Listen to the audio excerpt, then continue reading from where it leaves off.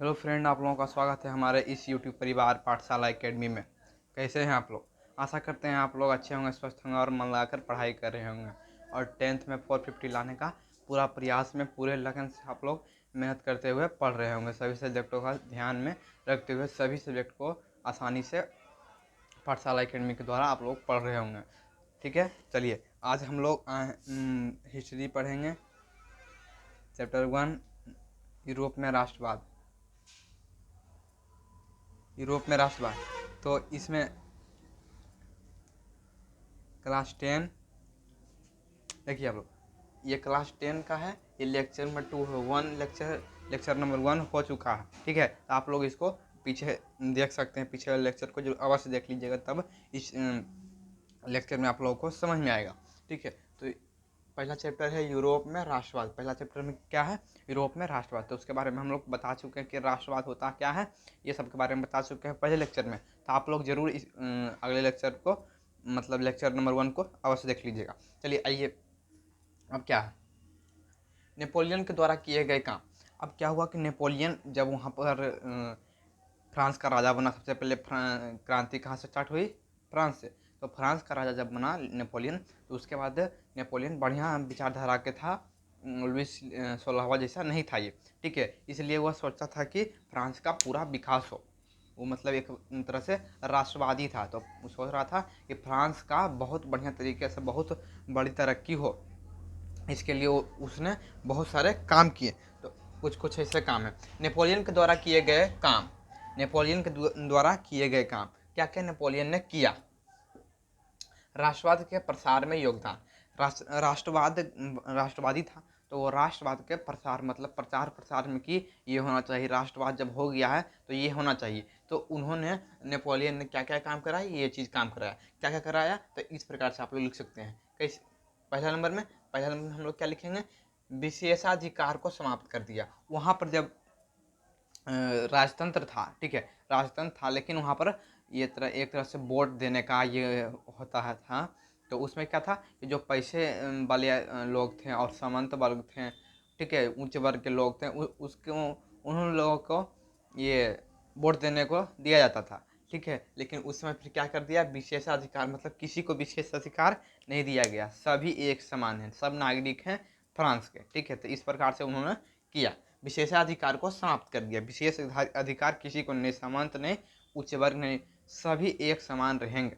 ठीक है, यातायात के साधनों को यातायात के साधनों को सुगम और सस्ता कर दिया। यातायात मतलब कि एक्सपोर्ट करने के लिए, जैसे देखिए, एक देश से दूसरे देश लेके जाने के लिए मतलब बहुत कर लगता है। ठीक है, लेकिन उन्होंने क्या किया कि सस्ता कर दिया सब कुछ को। यातायात के साधन मतलब यहाँ से यहाँ तक के जाने का जो ज़्यादा पैसा ले रहा था सामंती वर्ग, उस समय किस था? लुइस सोलावा का राज था। तो लुइस सोलावा क्या करता था कि यहाँ पर से मतलब कि 2 किलोमीटर भी जा रहे हैं हम ऑटो से या कुछ से भी, तो क्या कहते हैं, हम 10 रुपये लेते थे, 15 रुपये लेते थे। ठीक है, इस प्रकार से। लेकिन उन्होंने क्या किया कि ये मतलब मूल उचित दाम को लेना शुरू कर दिया। ठीक है, तो इसके क्या हुआ कि यातायात के साधनों को सुगम कर दिया, और मतलब कि बहुत तरक्की हुई फ्रांस में।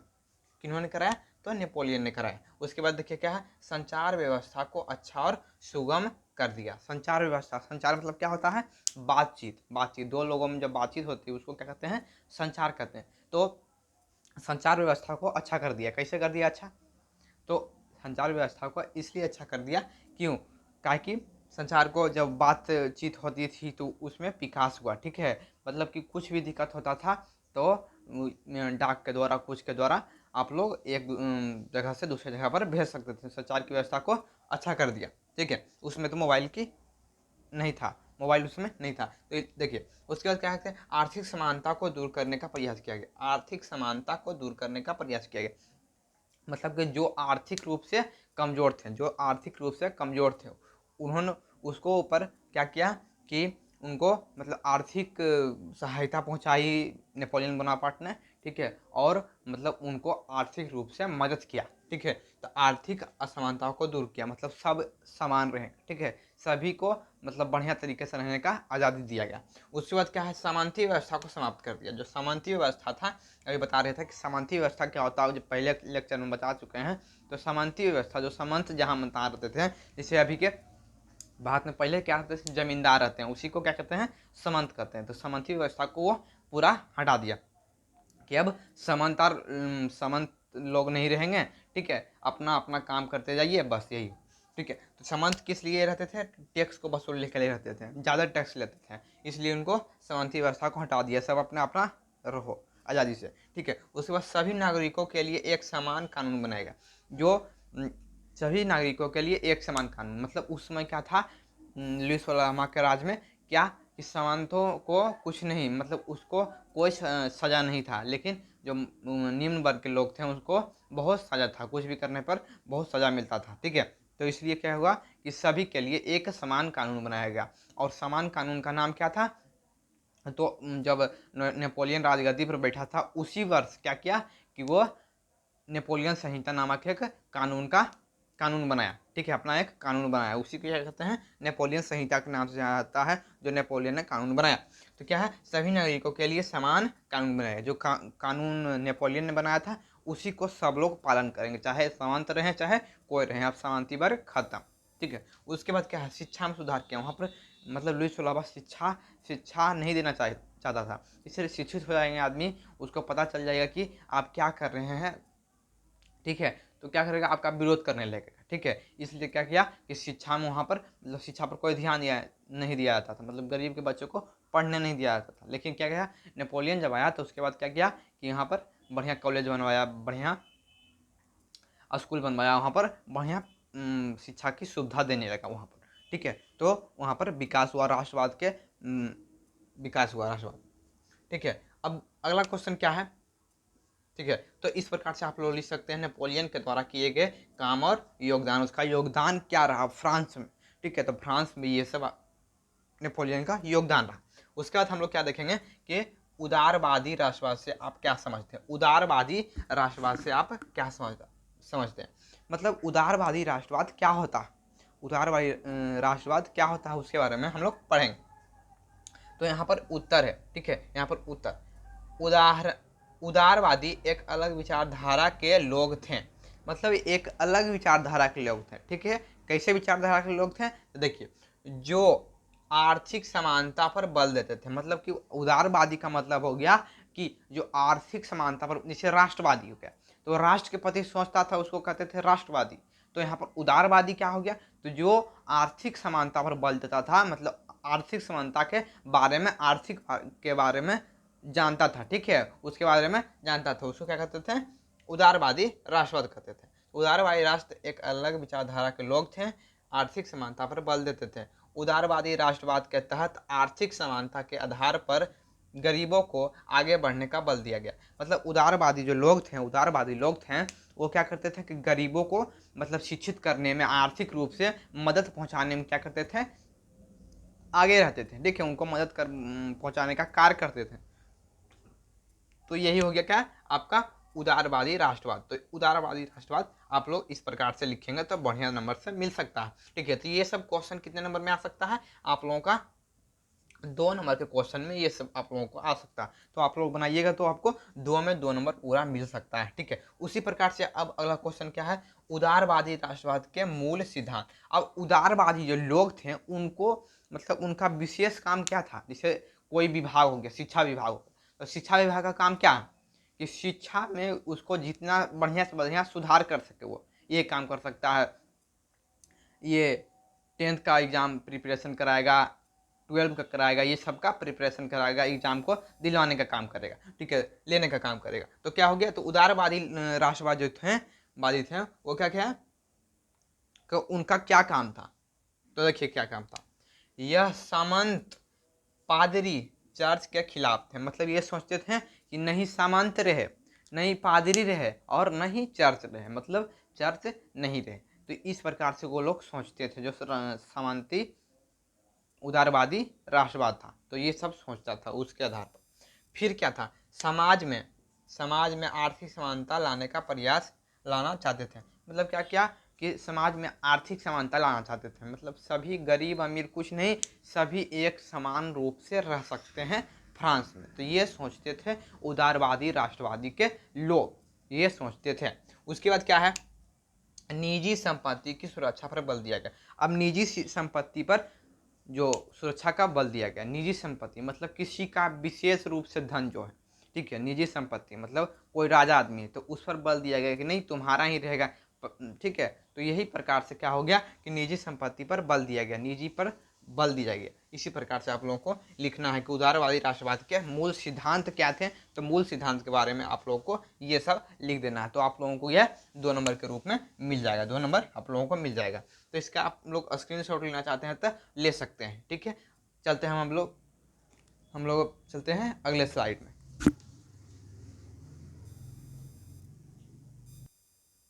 चलिए अब नेक्स्ट स्लाइड में चलाते हैं। देखिए आर्थिक उदारवाद, आर्थिक उदारवाद के बारे में पढ़े अभी। और आर्थिक उदारवाद क्या है? तो आर्थिक रूप से जो उदारवाद होता है उसको आर्थिक उदारवाद कहते हैं, ठीक है। जो आर्थिक रूप से उदारवाद का मतलब है क्या है? जो आर्थिक समानता पर बल देते हैं उसे उदारवाद राष्ट्रवाद कहते हैं।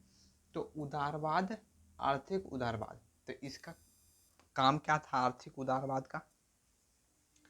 आर्थिक समानता पर बल दिया। मतलब आर्थिक उदारवाद आर्थिक समानता पर बल देता था, ठीक है, आर्थिक समानता पर यह बल देता था। मुक्त व्यापार मतलब कि मुक्त व्यापार मतलब यहाँ पर क्या हो गया? मुक्त व्यापार मतलब खत्म व्यापार नहीं, यहाँ मुक्त व्यापार मतलब क्या हो गया कि टैक्स वहाँ लगना बंद हो गया, टैक्स नहीं लगेगा, जितना जिसको जो खरीदना है उस पर कोई टैक्स नहीं देगा, ठीक है, उस पर कोई टैक्स नहीं देगा, इसका मतलब ये होगा, ठीक है। तो ये हो गया आर्थिक उदारवाद। और जोल्वेराइन क्या है? क्वेश्चन है यहाँ पर, जोल्वेराइन क्या है, ठीक है। जोल्वेराइन क्या है? जोल्वेराइन क्या है? तो जोल्वेराइन एक व्यापारिक संस्था थी व्यापारिक संस्था थी जिसका गठन 1834 ईस्वी में प्रसान किया था। मतलब जोल्वेराइन एक प्रकार की एक संस्था है, ठीक है, एक संस्था है जो व्यापारियों के लिए बनाया गया था, व्यापारिक संस्था है। क्या है? व्यापारिक संस्था है जो 1834 ईस्वी में प्रसान ने गठित किया था, बनाया था, ठीक है। तो इसका क्वेश्चन आ सकता है कि जोल्वेराइन संस्था का गठन कब हुआ था? 1834 ईस्वी में हुआ था। किसने कराया था? तो प्रसान कराया था, ठीक है। आप लोग को याद रहना चाहिए 1834 ईस्वी में जोल्वेराइन का गठन हुआ और किसने कराया था? प्रसान कराया, ठीक है। तो इस प्रकार से आप लोगों को याद रखना है। उसके बाद क्या है? इसका प्रमुख कार्य व्यापारियों के हितों का रक्षा करना था, मतलब व्यापारी के हित में काम करना था। मतलब क्या था कि यह व्यापारिक रूप में नहीं है, मतलब कि यहाँ पर जो व्यापारी थे, जो ये मान लो कि ये 10 रुपया में, ये 20 रुपया की चीज़ है और 10 रुपये में आदमी खरीद रहा है, तो इस पर ये संस्था विरोध करता था। क्या करता था कि नहीं, ये 20 रुपया की चीज़ है, आप लोग 10 रुपया में ही खरीदे, हम लोगों का घाटा हो रहा है, ठीक है। तो ये सब किसके रूप में काम करता था? किसके लिए काम करता था? व्यापारियों के लिए काम करता था। इसका गठन प्रसान किया था। व्यापारियों के हितों का रक्षा करना था, हित में उसका कार्य करता था। इस संस्था ने पूरे जर्मनी को आर्थिक रूप से एक कर दिया। मतलब ये कहाँ से, ये कहाँ? जर्मनी को आर्थिक रूप से, मतलब सबसे पहले कहाँ बना? जर्मनी में बना। जर्मनी को आर्थिक रूप से वहाँ पर एक कर दिया, जर्मनी को पूरा आर्थिक रूप से, मतलब कि ये इकोनॉमिक रूप से एक कर दिया, ठीक है। तो ये हो गया। अब रूढ़िवादी की पूर्ण स्थापना, रूढ़िवादी की पूर्ण स्थापना हुआ, ठीक है। मतलब जैसे रूढ़िवादी में था कौन? ये लुईस 16वां था। तो उसी प्रकार से जब फिर नेपोलियन आया तो रूढ़िवादी खत्म हो गया, रूढ़िवादी खत्म हो गया, तो फिर से आया, फिर नेपोलियन फिर हट गया और कि कौन आया? रूढ़िवादी फिर से चला, ठीक है। तो इसमें क्या हुआ? तो इसमें आया था आप लोगों का वाटरलू का युद्ध, वाटरलू वाटरलू का युद्ध, ठीक है। वाटरलू का युद्ध, वाटरलू का युद्ध 18 जून 1815 ईस्वी में, 1815 ईस्वी में लड़ा गया था। मतलब वाटरलू का युद्ध, आप पहले सोचिए कि इसका वाटरलू का युद्ध, मतलब वाटरलू का युद्ध नाम कैसे पड़ा? तो यहाँ पर जर्मनी में एक जगह वाटरलू है, जर्मनी में एक जगह वाटरलू है, जर्मनी नहीं, जर्मनी नहीं, फ्रांस में एक जगह वाटरलू है, वहाँ पर इस युद्ध को लड़ा गया था। वहाँ पर इस युद्ध को लड़ा गया था, इसलिए उसको क्या कहते हैं, वाटरलू का युद्ध कहते हैं। ठीक है, तो वाटरलू का युद्ध 18 जून 1815 ईस्वी में लड़ा गया था। ये याद रखिएगा क्या, कब लड़ा गया था, 18 जून 1815 ईस्वी में। ठीक है, लड़ा गया था। नेपोलियन का यह अंतिम युद्ध था, मतलब नेपोलियन यह युद्ध लड़के क्या होता है कि वो ये मतलब क्या होता है, वह ये हो जाता है, अपना आत्मसमर्पण कर देता है। ठीक है, किसके साथ, ब्रिटेन और रूस के साथ। ठीक है, तो नेपोलियन का ये अंतिम युद्ध था। यह युद्ध में एक तरफ फ्रांस, इस युद्ध में क्या था, एक तरफ फ्रांस था, एक तरफ फ्रांस था, एक तरफ फ्रांस था, और दूसरी तरफ और सभी दूसरी तरफ कौन कौन थे, तो यहाँ पर थे दूसरी तरफ, देखिए दूसरी तरफ कौन थे, रूस थे, ब्रिटेन था, प्रसा था, ऑस्ट्रिया था, हंगरी था, की सेनाएं थी। मतलब एक तरफ किसकी सेना थी, फ्रांस की सेना थी, और दूसरी तरफ ये पांचों की सेना थी। किसकी, तो रूस, ब्रिटेन, प्रसा, ऑस्ट्रिया, हंगरी की सेनाएं थी। इस युद्ध में हारने के बाद नेपोलियन, इस युद्ध में जब क्या हुआ कि देखिए यहाँ पर पांच पांच गो देश का सेना था, 1 2 3 4 5, मतलब 5 देश का सेना। यहाँ पर सिर्फ फ्रांस का सेना, तो कौन जीतेगा, तो यहाँ पर जीता कौन, ये सब पांचों सेना पांचों देश जीत गया और फ्रांस हार गया। तो फ्रांस का राजा कौन था, तो नेपोलियन था। नेपोलियन क्या हुआ, इस युद्ध के में हारने के बाद नेपोलियन आत्मसमर्पण कर दिया। बोल रहे थे अभी कि आत्मसमर्पण कर देता है, किसके के साथ, रूस के साथ और प्रसा, ये सबके जो दूसरे तरफ थे लोग। ठीक है, दूसरे तरफ जो देश थे, आत्मसमर्पण कर दिया, तथा उसे एक कैदी के रूप में, उसे एक कैदी का आत्मसमर्पण कर दिया, तथा उसे एक कैदी के रूप में सेंट हेलेना नामक टापू पर भेज दिया गया, मतलब उसको कैदी बना लिया। ठीक है, अब आत्मसमर्पण कर दिया तो उसको तो कहूँ रखेगा, कहीं पर रखेगा, तो उसको कैदी बनाकर कहाँ से चल गया, सेंट हेलेना नामक टापू पर लेकर चल गया, सेंट हेलेना नामक टापू। तो याद रखिएगा कि आत्मसमर्पण होने के बाद जब नेपोलियन आत्मसमर्पण कर देता है तो उसे कहाँ पर रखा जाता है, तो सेंट हेलेना नामक टापू पर छोड़ दिया जाता है। उसके बाद भेज दिया, जहाँ 52 वर्ष की आयु में 1821 ईस्वी में क्या हुआ, उसकी मृत्यु हो गई। ठीक है, मतलब कि युद्ध कब लड़ा था, तो 1815 ईस्वी में युद्ध लड़ा था, और इसकी मृत्यु हो गई 1821 ईस्वी में। मतलब कितने साल बाद हो गया, तो कितने साल बाद हो गया, तो 6 वर्ष बाद वो मर गया। 6 वर्ष बाद क्या हो गया, मर गया। कहाँ मर रहा, सेंट हेलेना नामक टापू पर मर गया, भेज दिया गया, जहाँ पर 52 वर्ष की आयु में क्या होगा, उसकी मृत्यु हो गई, उसकी मृत्यु हो गई। अब यहाँ पर वाटरलू का युद्ध हुआ, तो वाटरलू का युद्ध हो गया, तो युद्ध तो खत्म हो गया। ठीक है, युद्ध खत्म हो गया, किसकी हार हुई, नेपोलियन की हार हो गई, खत्म हो गया। उसके बाद वहाँ पर, अब वहाँ पर राजा, वहाँ का राजा मर गया, फ्रांस का राजा मर गया, कौन था, नेपोलियन बोनापार्ट था, तो मर गया। उसके बाद वहाँ पर कोई तो राजा बना हो, तो उसके लिए क्या हुआ, एक संधि का गठन हुआ, एक संधि हुआ। ठीक है, वेना की संधि, बेना की संधि, बेना की जगह पर हुआ था, इसलिए हम उसको क्या कहते हैं, बेना की संधि। कब हुआ था, 1815 ईस्वी में। मतलब देखिए इस युद्ध, ये युद्ध हुआ, उसके बाद ये क्या हुआ, संधि हुआ कि वहाँ पर कोई राजा बनना चाहिए, तो इस प्रकार से तो बेना संधि की अध्यक्षता, मतलब कि कोई संधि हो रहा, कोई मीटिंग हो रहा है, एक तरह से मीटिंग हो रहा है।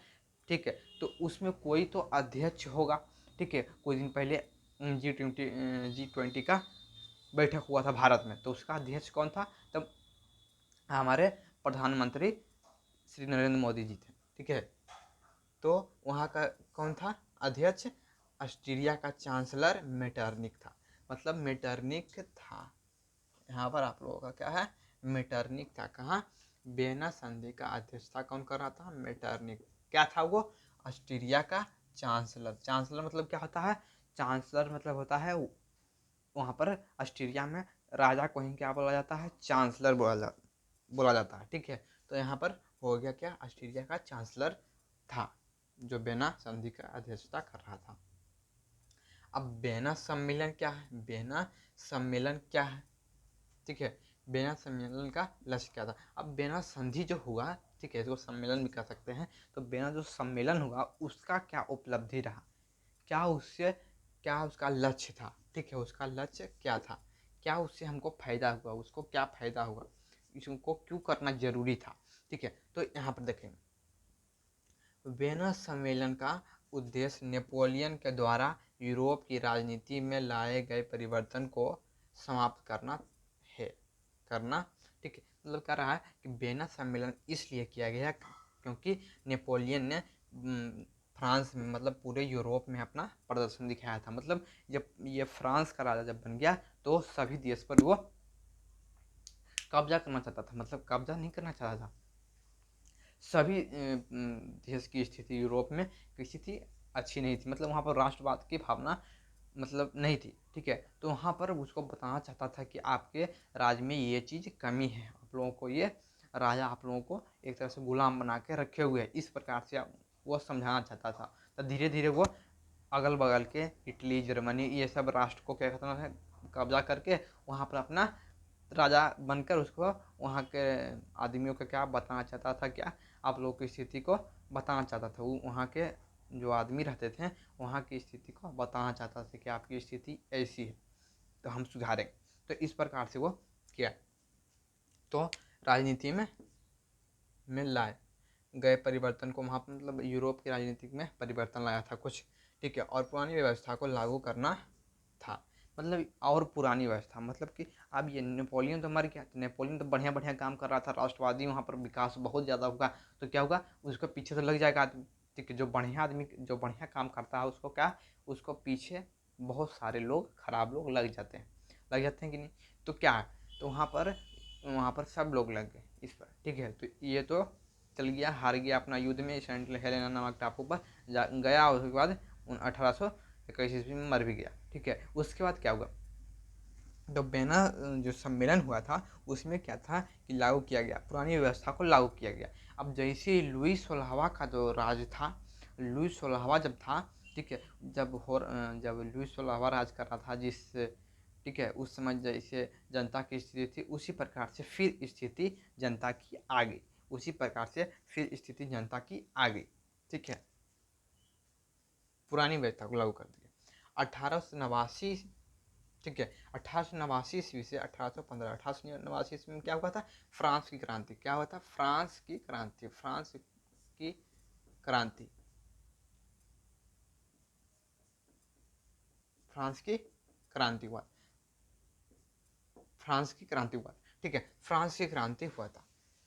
और 1815 ईस्वी में क्या हुआ, तो वाटरलू का युद्ध हुआ, वाटरलू का युद्ध हुआ, और यहाँ पर बोल सकते हैं कि नेपोलियन का कार्यकाल समाप्त हो गया। ठीक है, यहाँ पर नेपोलियन का कार्यकाल समाप्त हो गया।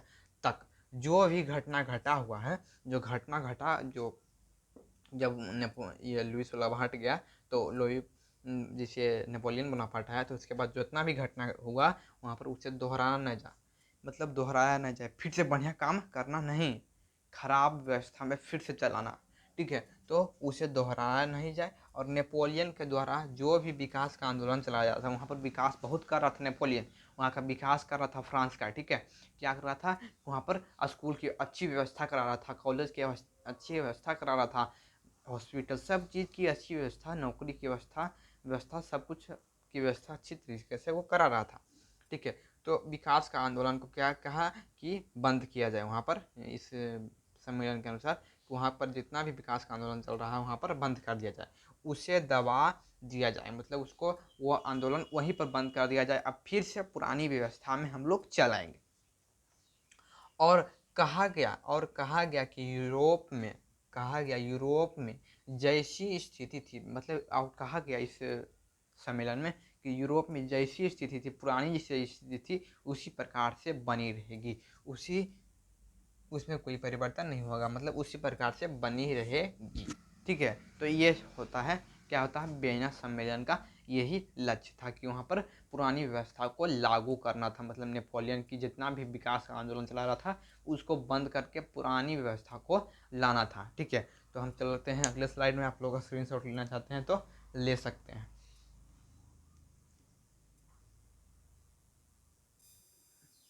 चलिए नेक्स्ट स्लाइड में चलाते हैं।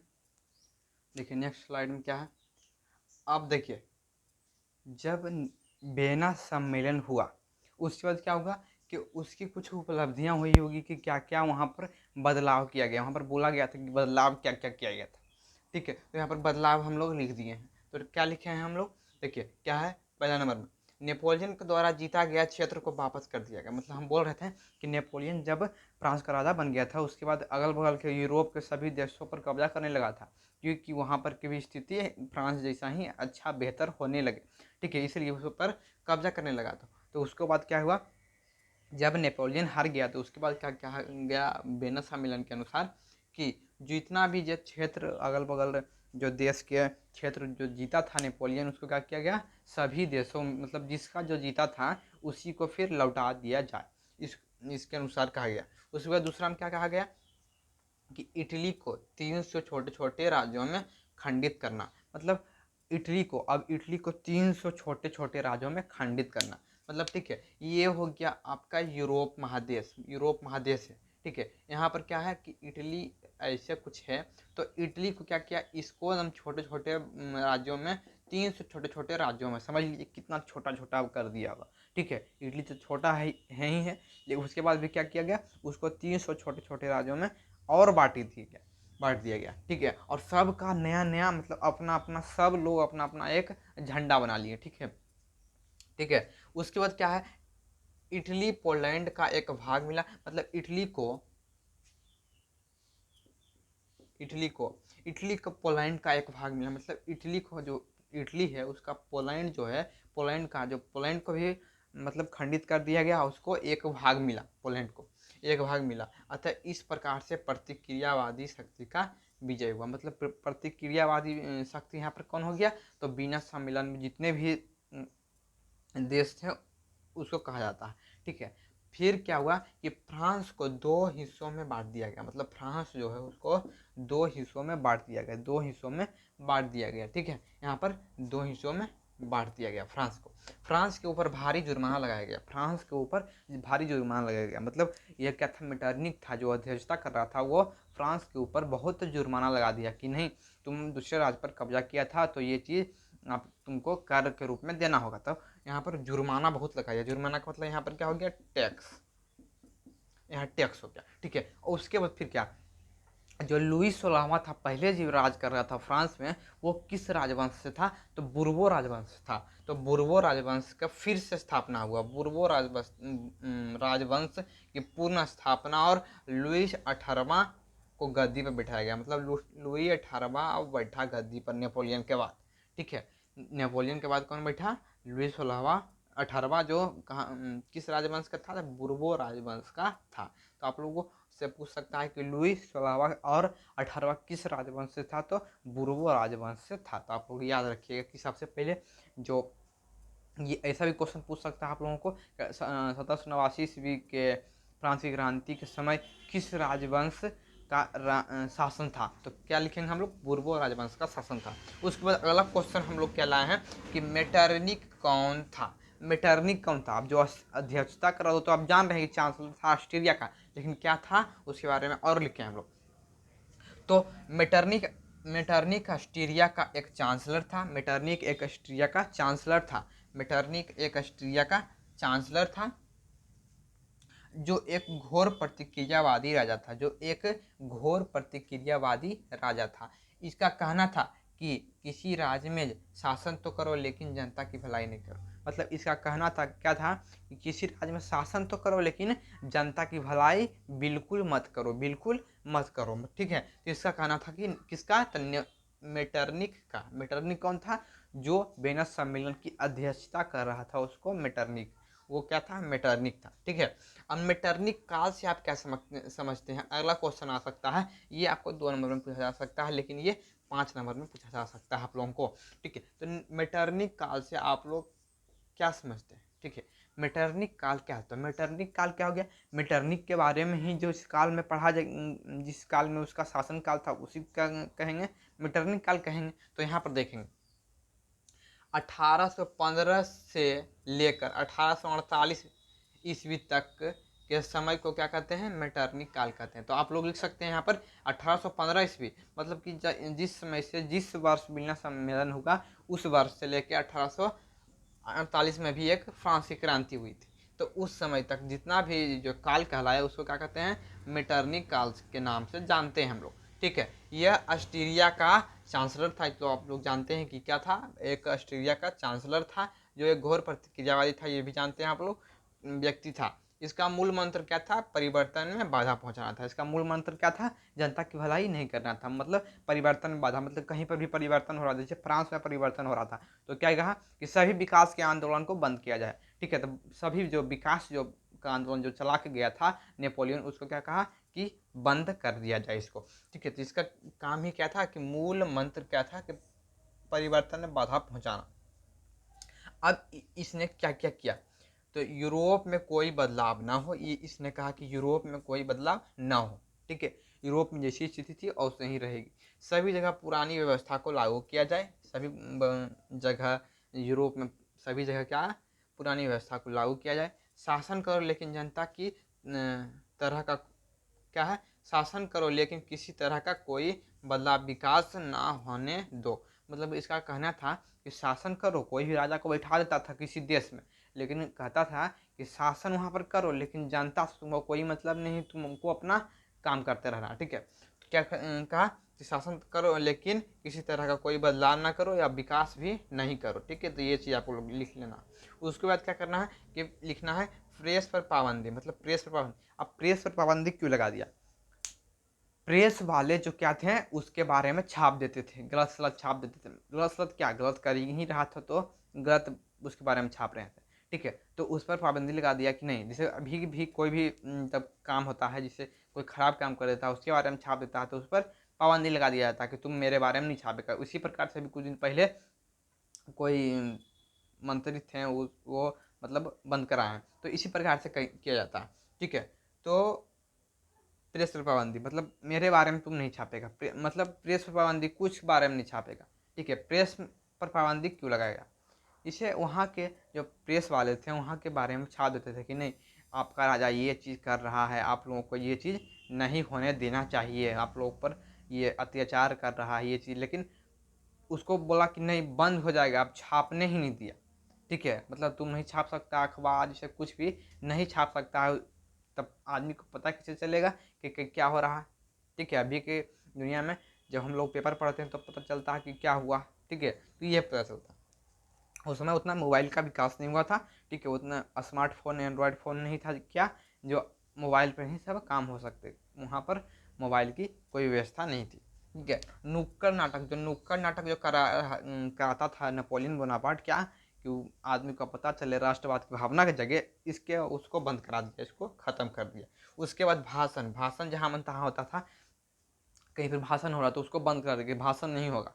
भाषण से क्या होता है, भाषण से बोलता है कि आपको ये चीज़ दिक्कत पहुंचा रहा है आपका राजा ये चीज़, तो भाषण को बंद कर दिया। उसके बाद क्या कहा कि सामाजिक सभा, सामाजिक मतलब समाज के लोग जो बैठते हैं उसको भी बैठने पर पाबंदी लगा दिया कि नहीं, समाज के लोग एक साथ नहीं बैठेंगे, अपने अपने घर में अपने अपने काम में लीन रहेंगे, कोई मतलब साथ में नहीं बैठेगा। साथ में बैठने का मतलब क्या है कि उसके वो बोला उसके बारे में, वो बोला उसके बारे में, तो पता चलता कि राजा हमारे लिए क्या कर रहा है। तो ये चीज़ पर पाबंदी लगा दिया, लगा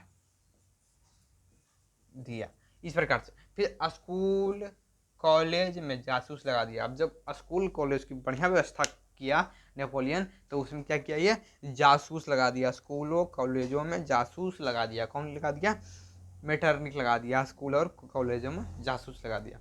आशा करते हैं आप लोग को यह वीडियो अच्छा लगा होगा। तो अच्छा लगा होगा तो वीडियो को लाइक करिए और चैनल को सब्सक्राइब करना मत भूलिएगा, और कमेंट में लिख दीजिएगा कि आप लोगों को बढ़िया लगा है क्या नहीं बढ़िया लगा। ठीक है, आप लोगों को धन्यवाद।